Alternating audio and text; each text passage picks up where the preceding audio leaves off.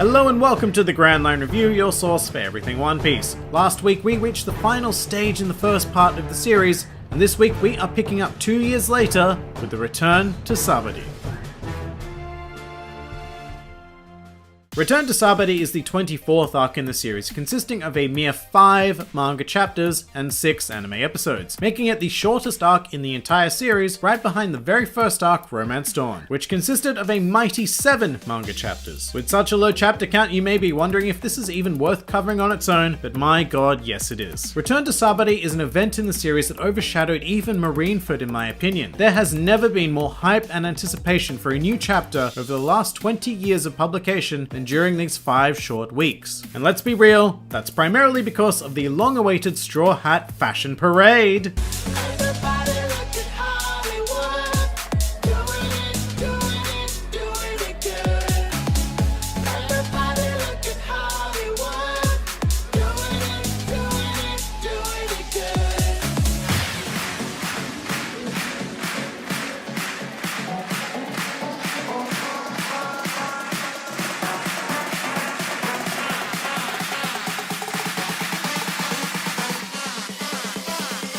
But yeah, these character designs were a breath of fresh air that I didn't even know I needed. Then again, you know, after 600 chapters of a story, I think a redesign is certainly called for. And I loved every single one of these new world designs, with the mild exception of Nami. I just wasn't quite a fan of the long hair at first, but it has grown on me. See what I did there? Nice pun. Everybody else just completely blew my mind, especially Frankie, who just became massive all of a sudden. And now I find it really hard to look back on pre-time skip Frankie because I miss his awesome modern form. But the award for most improved design definitely belongs to none other than Usopp. I like that Oda seriously buffed him up and finally changed up the horrible brown overalls that had plagued the series ever since his introduction. I would go so far as to say that post-time skip, Usopp is actually aesthetically pleasing and finally fits in very well with the rest of the crew. And on the topic of crews, during this arc we are introduced to an entirely new yet eerily familiar crew, the Imposter Straw Hats. To me, these guys are one of the greatest parts of the entire arc, because not only are they just plain hilarious, but they also make a lot of sense. The Straw Hats just vanished off the face of the planet for 2 years. So why not steal their identities and use the buggy theory of power to amass a crew of individuals infinitely stronger than yourself? They also have a lot of really good value as characters, essentially parodying the Straw Hats, and in the anime they decide to do something really cool by having them voiced by the actual Straw Hats but swapping their roles around. So Luffy was voiced by Sanji, Zoro was voiced by Usopp, and so on and so forth. But I have to say that the best thing that came from the Imposter Straw Hats is the ongoing fan art that places them in iconic One Piece moments. This artistic subculture is absolutely one of my favorite things the internet has ever produced. Speaking of amazingly produced things, there's what? No, we're not talking about you, silly.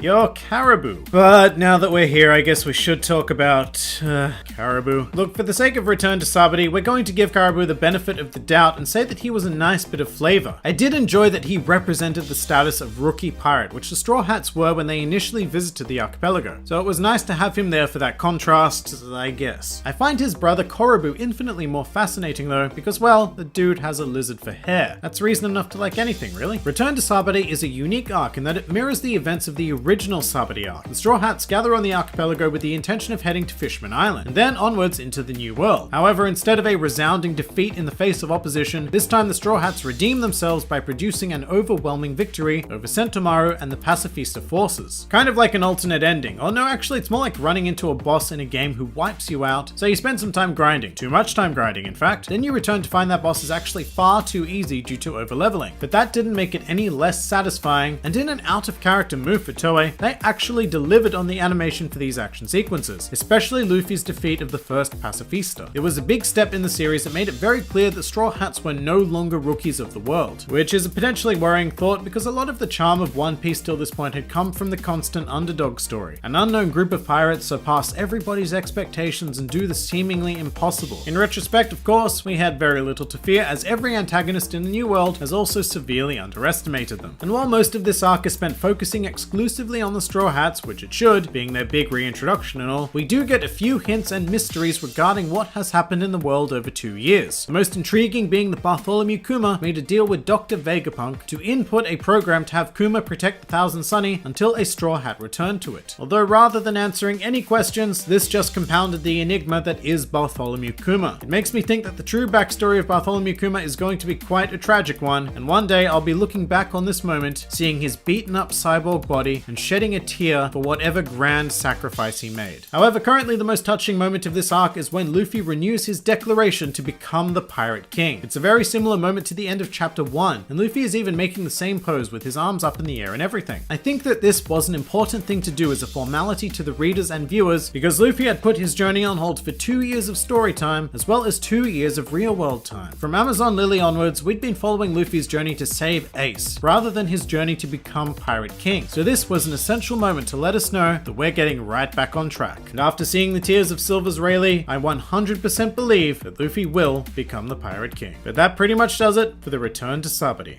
Next week, we will be visiting a long overdue location during our underwater exploration of Fishman Island. If you enjoyed this video, then feel free to like, favorite, or subscribe. And if you just so happen to be keen on supporting independent creators, then also feel free to check out my Patreon, Discord server, or Twitter, the links to which are in the handy description below. Finally, please do comment with your thoughts about the return to Sabaody arc. This has been the Grand Line Review, and I'll see you next time.